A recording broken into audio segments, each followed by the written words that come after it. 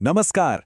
BSNL, एक ऐसा नाम जो कभी हर घर में गूंजता था, वो क्या अपनी सबसे बड़ी वापसी करने को तैयार है? आज हम इसी दिलचस्प कहानी को समझने की कोशिश करेंगे। तो चलिए सीधे मुद्दे पर आते हैं। अगर कोई सोशल मीडिया पर है तो उसने #PortToBSNL ये हैशटैग जरूर देखा होगा। सवाल ये है कि आखिर अचानक से ऐसा क्या हो गया कि लोग वापस बीएसएनएल की ओर जा रहे हैं। देखिए, इसकी सबसे सीधी और बड़ी वजह है पैसा। फर्क साफ है। एक तरफ बीएसएनएल का 30 दिन का प्लान है 199 रुपए में, और वहीं दूसरी तरफ जियो उसी 30 दिन के प्लान के लिए 349 रुपए ले रहा है। अंतर बहुत बड़ा है।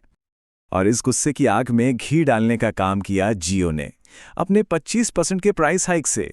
बस यही वो एक कदम था जिसने लोगों को गुस्सा दिला दिया और उन्हें अचानक अपने पुराने दोस्त बीएसएनएल की याद आ गई। लेकिन ये जो अचानक बीएसएनएल के लिए प्यार उमड़ा है, इसे समझने के लिए हमें थोड़ा सा टाइम में पीछे चलना होगा, बीएसएनएल के गोल्डन एरा में। जी हाँ, एक ऐसा भी जमाना था जब घर में बीएसएनएल का लैंडलाइन होना एक स्टेटस सिंबल होता था। बीएसएनएल की कहानी कोई 10-20 साल पुरानी नहीं है।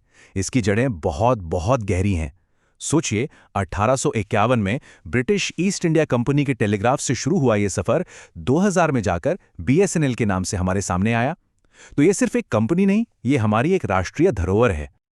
और इसकी ताकत का अंदाजा इसी बात से लगाया जा सकता है, अपने पीक पर बीएसएनएल के पास कैश रिजर्व्स, मतलब हाथ में कैश 35,000 करोड़ रुपए का था। 35,000 करोड़, ये एक बहुत बड़ी रकम है। जो लोग 90s के दौर से हैं, उन्हें याद होगा, घर में एक लैंडलाइन फोन लगवाने के लिए ना 6-6 महीने की वेटिंग लिस्ट होती थी।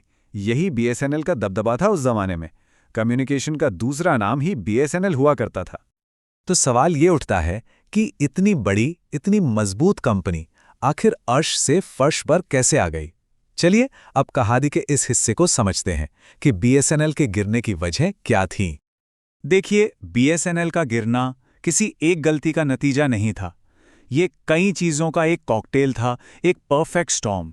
इसमें सरकारी सामाजिक जिम्मेदारियां थीं, लाल फीताशाही और ब्यूरोक्रेसी थी, टेंडर में सालों की देरी, कुछ टेंडर तो 17 बार निकाले गए, फिर पॉलिटिकल दखलंदाजी, 3G स्पेक्ट्रम की भारी भरकम कीमत, और आखिर में 4G के प्राइवेट प्लेयर्स से मिला तगड़ा कंपटीशन। अब ये सरकारी जिम्मेदारी वाली बात को जरा समझिए।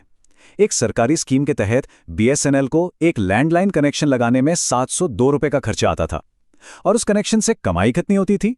सिर्फ 78 रुपए। अब सोचिए, हर कनेक्शन पर इतना बड़ा घाटा, इसने तो कंपनी की कमर ही तोड़ दी। और फिर आया साल 2010 और एक और बड़ा झटका। बीएसएनएल ने 3G स्पेक्ट्रम खरीदने पर करीब 18,000 करोड़ रुपए खर्च कर दिए। यही वो टर्निंग पॉइंट था जहां से एक प्रॉफिट बनाने वाली कंपनी पहली बार, जी हां, पहली बार कर्ज के बोझ तले दब गई। और ठीक इसी समय मार्केट में एंट्री हुई जियो जैसे प्लेयर्स की।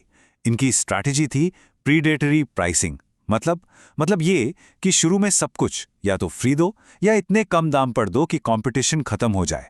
अब बीएसएनएल जो पहले से ही कर्ज में डूबा था, वो इस प्राइस वॉर में टिक ही नहीं पाया। लेकिन कहानी यहां खत्म नहीं होती। अब सरकारी मदद और लोगों के सपोर्ट के साथ बीएसएनएल की वापसी की एक नई उम्मीद दिखाई दे रही है। सरकार ने हाल ही में बीएसएनएल को एक लाइफलाइन दी है, और ये कोई छोटी मोटी लाइफलाइन नहीं है। पूरे 89,000 करोड़ रुपए का एक रिवाइवल पैकेज दिया गया है। सही मायनों में ये बीएसएनएल के लिए एक संजीवनी बूटी है, जो उसे इस लड़ाई में एक और मौका दे रही है। तो सवाल यह है कि इतने सारे पैसे का होगा क्या? सरकार का एक क्लियर 3 स्टेप प्लान है। स्टेप 1, बीएसएनएल को 4G और 5G स्पेक्ट्रम देना। स्टेप 2, कंपनी का जो भी पुराना कर्जा है उसे साफ करना। और स्टेप 3, जो कि सबसे जरूरी है, पूरे देश में तेजी से 4G नेटवर्क बिछाना। और इस बार बीएसएनएल ये 4G का काम अकेले नहीं कर रहा, उन्होंने हाथ मिलाया है टाटा यानी टीसीएस के साथ। ये 15,000 करोड़ की पार्टनरशिप है, और टाटा का नाम जुड़ने से लोगों में एक भरोसा जग रहा है कि इस बार बीएसएनएल का 4G नेटवर्क सच में दमदार होगा। लेकिन क्या सब कुछ इतना आसान है? नहीं, आगे की राह चुनौतियों से भरी है। और सबसे बड़ा सवाल वही है, क्या बीएसएनएल इस बार लोगों का भरोसा हमेशा के लिए जीत पाएगा? ये बीएसएनएल के लिए वाकई एक गोल्डन चांस है, लेकिन उन्हें एक बात गांठ बांध लेनी होगी कि लोगों का भरोसा बहुत नाजुक होता है। क्योंकि कहावत है ना, दूध का जला छाछ भी फूंक फूंक कर पीता है। अगर इस बार भी लोगों को निराशा हाथ लगी तो शायद फिर कोई दूसरा मौका ना मिले।